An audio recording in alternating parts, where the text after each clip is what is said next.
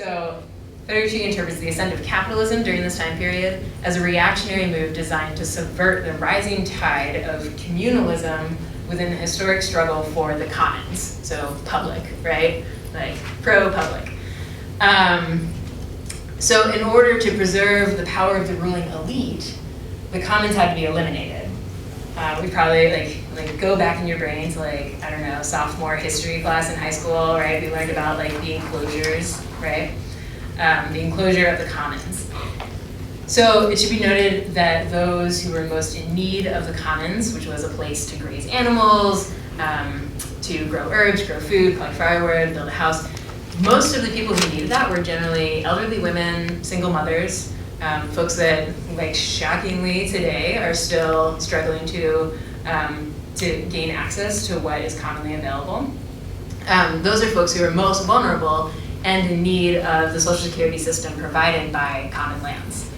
Additionally, women who often functioned as leaders, both collectively and individually, of worker uprisings, therefore seen as a threat to the ruling elite, it was understood that they needed to be broken. Destroying witches, many of whom were midwives, was a key part of this process. So remember the witch trials? Estimates suggest that 40 to 60,000 women were killed during this systemic massacre known as the witch trials. Beyond being destroyed and or broken, women needed to be reverted into machines for producing more laborers. So this is where like Federici's like, here we come back to capitalism. So then sustaining them through their ongoing, well, not only producing more labor, so making more babies, but also sustaining them through ongoing unpaid labor. Consequently, capital punishment for contraception and abortion were introduced during this time period, all part of the methodical subjugation of women and the appropriation of their labor.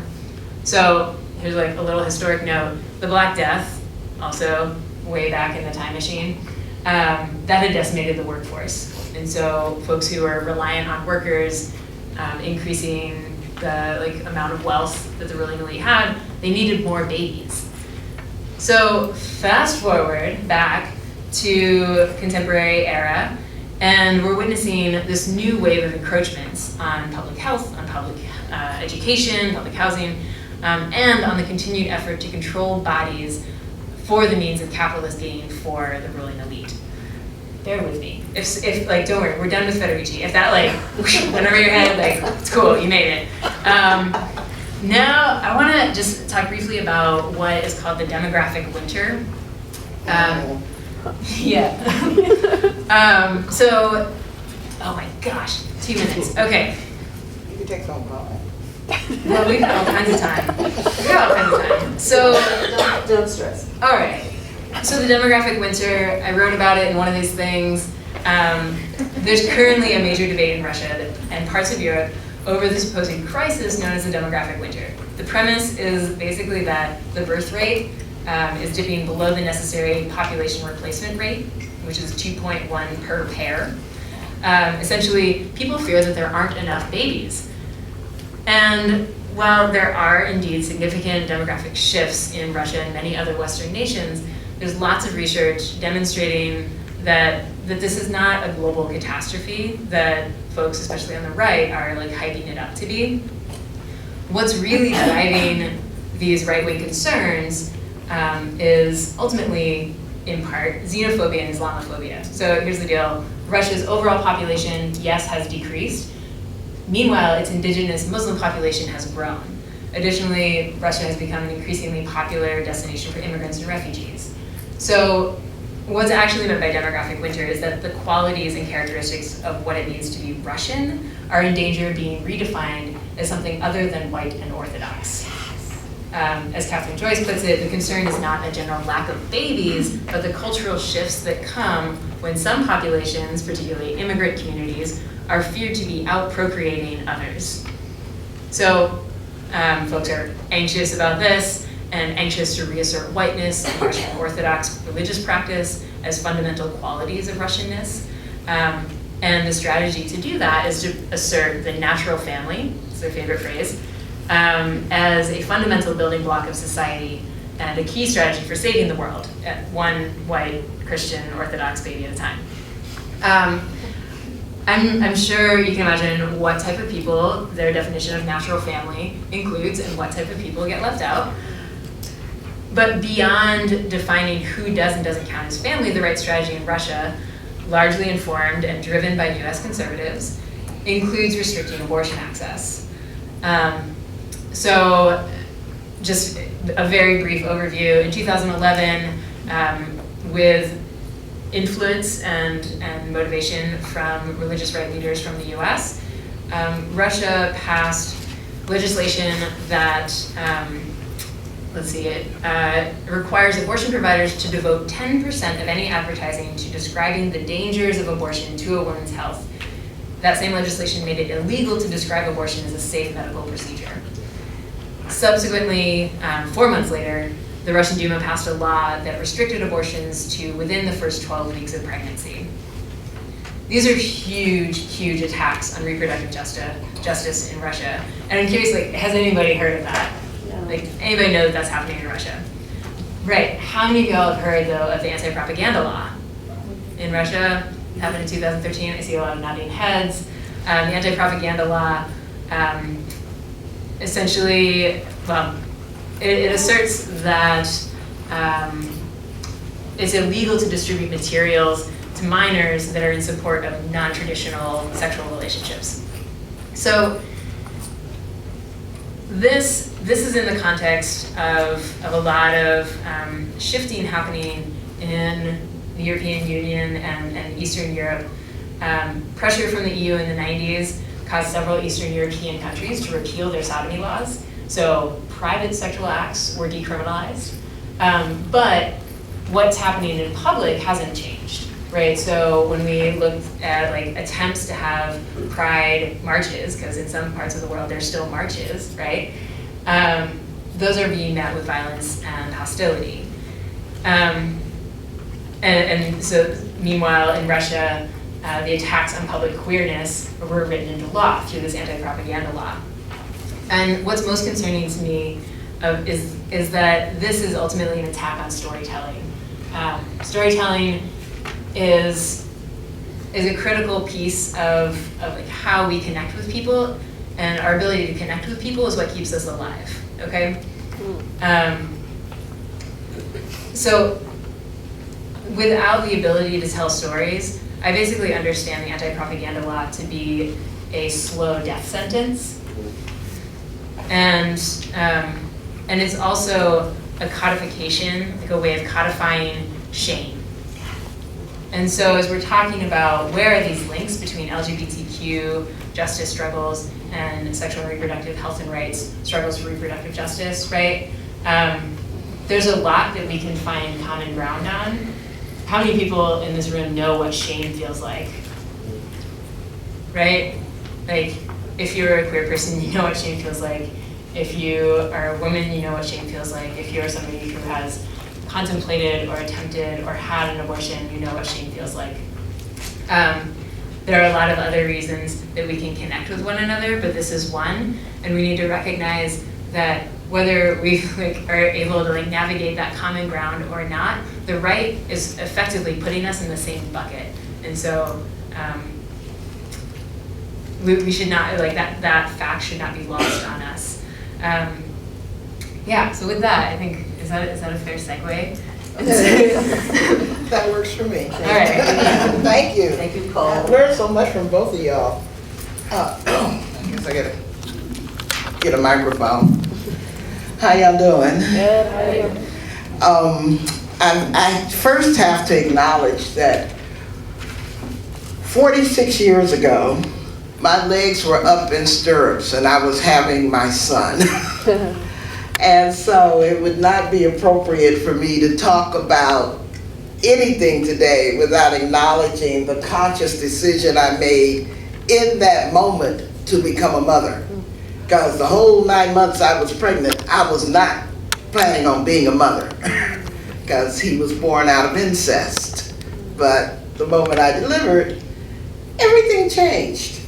And so I spent a lot of time today talking to my son and the decision I made to keep him and how it's had an impact on my work and stuff. And so This is not the sad story. My son is a wonderful man, and his best work is to give me a great grandchild, which is so cool. So I just needed to pay honor and pay tribute to how reproductive oppression can actually turn into a reproductive triumph, depending on how you look at it. I was intrigued by the video that started out with Robert P. George. He's a professor at Princeton University. Oh, what the fuck? And then Cole told me he's friends with Cornel West. I'm like, why am I not surprised? Because I wanted to start with him because he claims that the intellectual war around abortion rights has been won by them. And I'm calling bullshit. Their problem is that they have not been able to confuse a large enough percentage of the population that they are sincere in caring about children. Because if they weren't, they would be there with us fighting for the children who are here. As opposed to using the fight for control over reproduction as a political football to gain power. We see through that. And I think the vast majority of the American public sees through that. And so they're a little triumphalist in claiming that they want to fight. Because if they want to fight, Ronald Reagan promised to do a human life amendment, couldn't deliver. Both Bushes promised, couldn't deliver. Congress promises and can't deliver. So, you know, let's just call bullshit when they say they won. But the thing that I really want to point out is the way he very carefully claimed to be fighting for the human rights of the unborn. And he takes advantage of the fact that most people are unfamiliar with the Universal Declaration of Human Rights. And that's unfortunate because if you were familiar with it, you would recognize that its opening line is the very first line of the Universal Declaration of Human Rights, written in 1948, says, all human beings are born equal in rights and dignity. Some basic common sense acknowledgement that you have to be here to claim the damn rights. You know, so to talk about human rights for the people who are still a wink in daddy's eye is a total abuse of the framework, and they're trying to position the claim of human rights for the preborn to thwart the human rights of people who are already here, namely people able to give birth. So, pisses me off to the heights of passivity. But I hear them do that. It just is crazy making. So I'm here to talk about how they are trying to racialize the attacks on abortion and what happened to us and how we had to fight back down in Atlanta when they first unrolled this billboard campaign. Because in February of 2010, 80 billboards rolled out claiming that black children are an endangered species. And these were only mere blocks. The first one I saw was only mere blocks from the Sister Song office, and I was at the time working for Sister Song. And coming to work, I literally had a what the fuck moment, you know? Who is this in the black community claiming that black children are an endangered species? I mean, it wasn't Black Lives Matter. I mean, what was going on? And by the time I got to work, the New York Times was on the phone wanting to know our response to these billboards. And only when you read in the very tiny print that was way at the bottom did you read who was the sponsor of the billboards, toomanyAborted.com.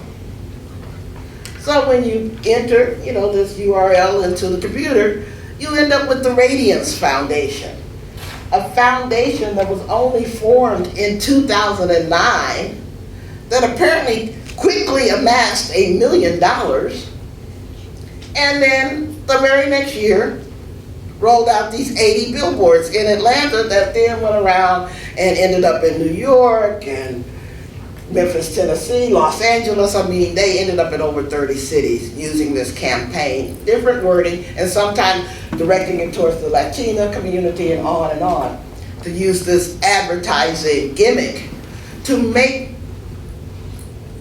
people equate abortion with genocide. Because that's basically what they were claiming.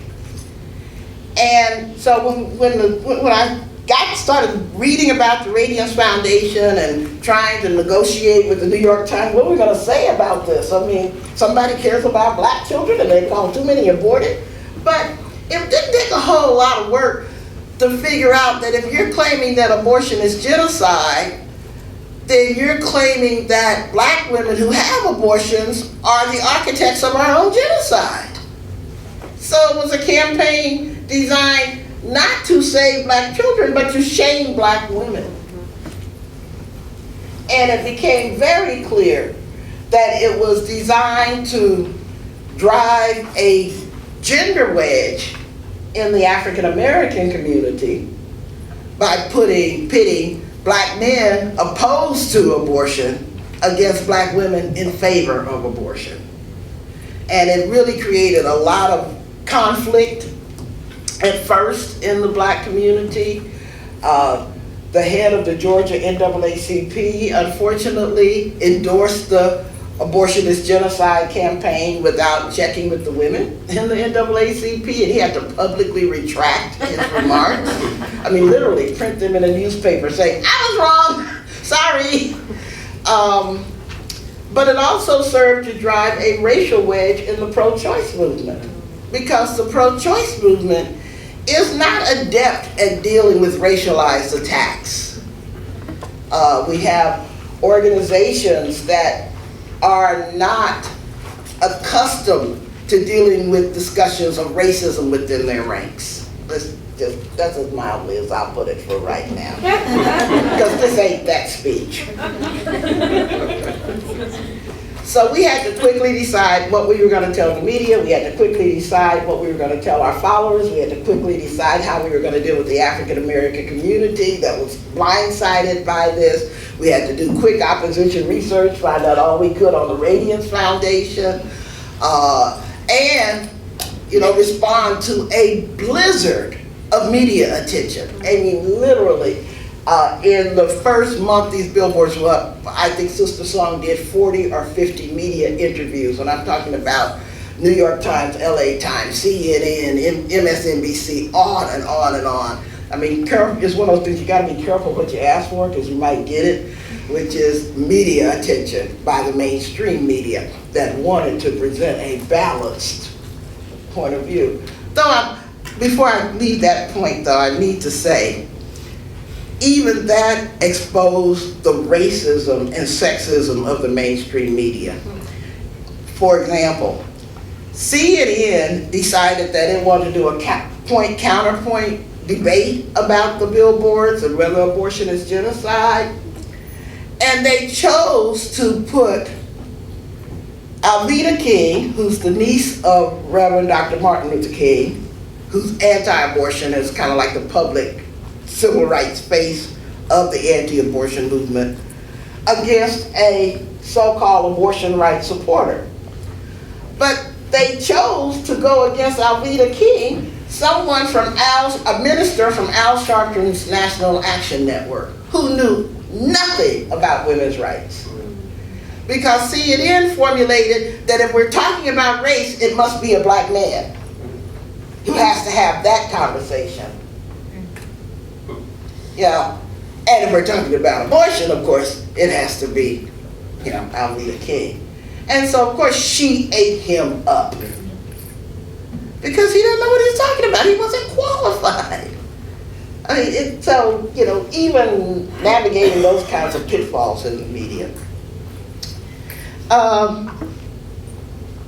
What it turned out to have happened, looking at the opposition research that we did, was that after President Obama got elected, in the fall of 2008, some strategists from the right wing met in an island off of the coast of Georgia to come up with this racialized strategy on abortion.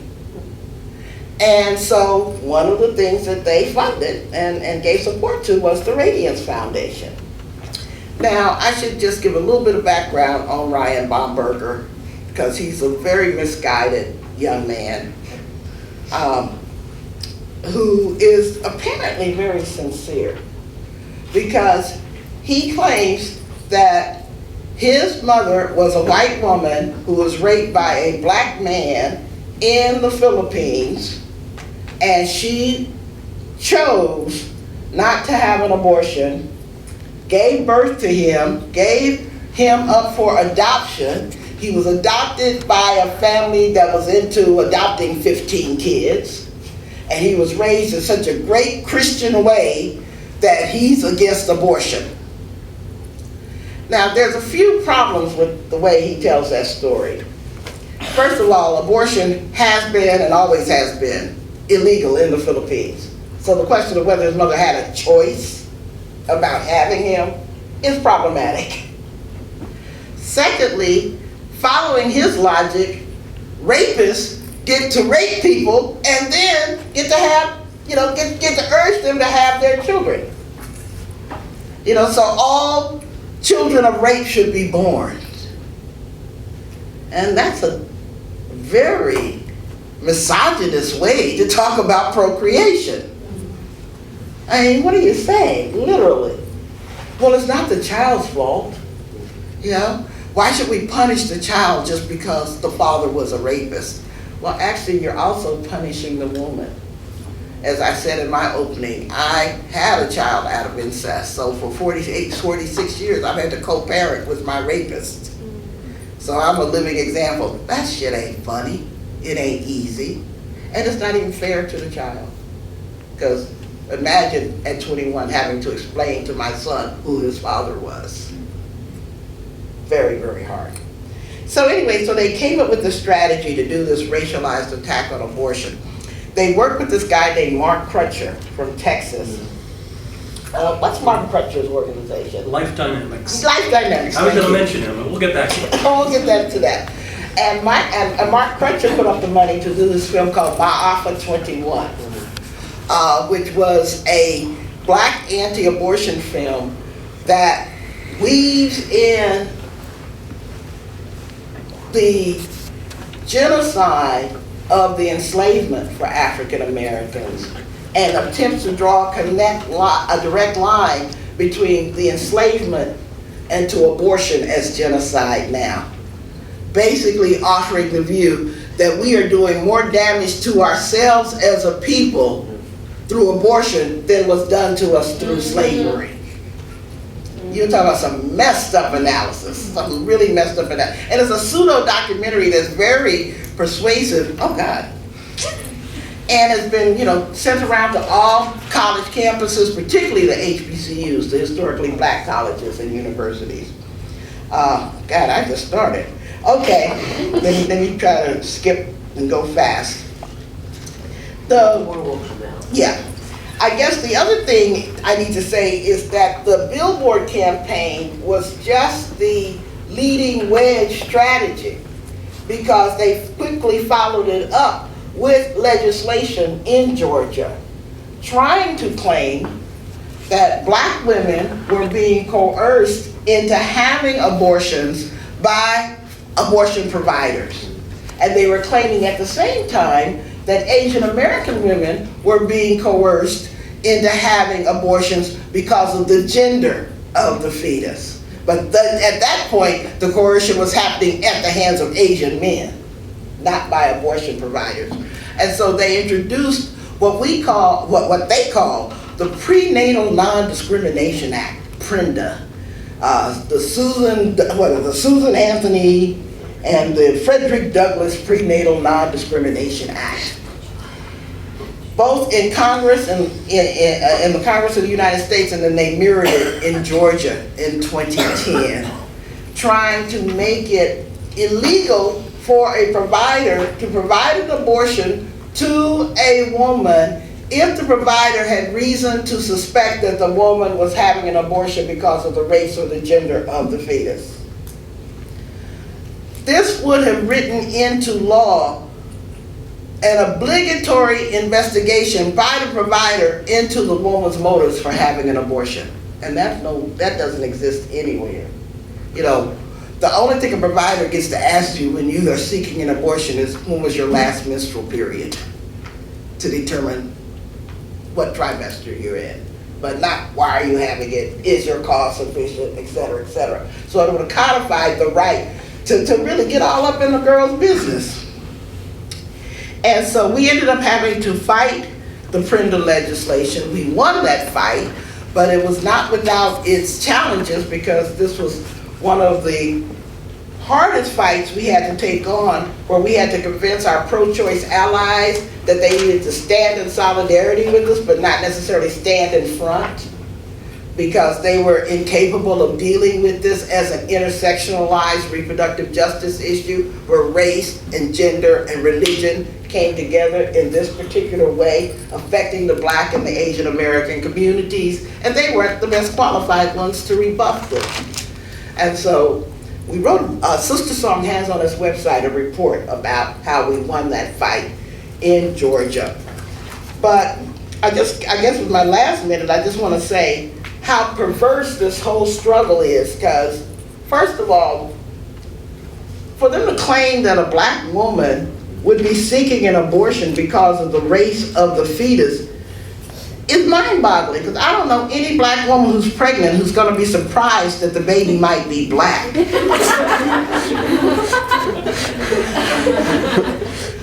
I thought I was going to have a white baby. My God. Should have taken that biology course. Right, exactly. And so, and the fact that Black women suddenly got reconstructed as the enemies of the Black community, instead of being the salvation of the Black community, the role that we are accustomed to play, was pretty mind-boggling. But the way that they very specifically are trying to mobilize and drive wedges into the African American community and other communities of color as a way of increasing the support for right-wing plans and programs that they would normally not get. Because they're providing a lot of funding to Black churches, to ministers, and you look at these websites for these so-called Black pro-life groups, and you can always trace them back to a group like Life Dynamics or someone who's supporting them. And so they're making considerable inroads, mainly through men who tend to get really confused about sex and sexuality. We share that with white men. And it's being used as a very cynical political strategy to build. Now, I don't know if they're necessarily trying to build the strength of the Republican Party, because that's kind of mind-boggling given the role of the Tea Party and its open racism and stuff. But they're trying to weaken the Democratic Party, which is also what they consider worth doing. And so I'm not sure if they're able to persuade a number of people to cross that racist bridge into supporting republicanism. But what it does seem to have an impact on, and I will say this, is that it's making a number of people pay increasingly favorable attention to people like Rand Paul, which does not make any sense with his racism and stuff like that. But so they don't march all the way to the right, so they think that they're marching into libertarianism and his perverted relationship to women's autonomy and stuff, because that's a very anti-libertarian position to take when you want to regulate abortion. And so I'm running out of time, and I didn't say all that I wanted to say, but we do need to pay close attention to these racialized attacks in communities of color around gay rights, around abortion rights, around immigrant rights, around 14th Amendment citizenship and stuff like that, because it is a way of weakening our democratic allies. And I'm not just about democratic with a big D, but those of us who are for human rights versus those of us who want to thwart or distort human rights. Thank y'all. Thank you all.